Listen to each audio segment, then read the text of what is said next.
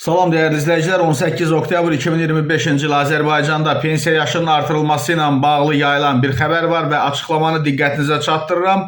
Videonu paylaşa bilərsiniz və burada üstəgəl işarəsinə toxunub kanalımıza abunə ola bilərsiniz. Değerli izleyiciler, yadınızdadırsa bir müddət öncə də ictimai nəqliyyatda gediş haqlarının artırılması barədə məlumatlar var idi və təkzib olunurdu, ancaq sonradan qiymətlər artırıldı.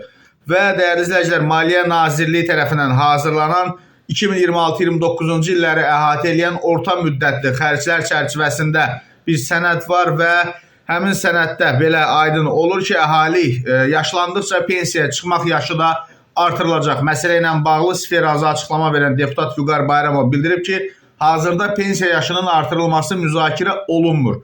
Onun sözlərinə görə bununla bağlı hansısa layihə də təqdim olunmayıb və bu arada bir daha təkrar edirəm ki, ictimai nəqliyyatla da bağlı eyni fikir deyilirdi və deputat bildirib ki, ümumiyyətlə pensiya islahatlarının dərinləşməsi, pensiya qanunvericiliyinin təkmilləşdirilməsi əsas prioritetlərdəndir. Sözsüz, strategiyada qeyd edilən məsələlər daha uzun müddətli dövr üçün nəzərdə tutulan məsələlərdir. Bu dövrdə də xüsusən əhalinin yaşı, sığorta ödənişləri nəzərə alınmaqla qərarların veriləcəyi gözlənilir. Konkret pensiya yaşının dəyişməsi ilə bağlı hər hansısa layihə müzakirə olunmayıb. Əmək və Əhalinin Sosial Müdafiəsi Nazirliyi mövcud fiskal imkanlar və demoqrafik vəziyyəti nəzərə alaraq bu istiqamətdə fəaliyyətləri sistemləşdirməyə çalışır və deputat nəzərə çatdırıb ki, özəl pensiya fondlarının yaradılması, sığorta pensiya münasibətlərinin tənzimlənməsi də çox vacib istiqamətlərdən hesab olunur.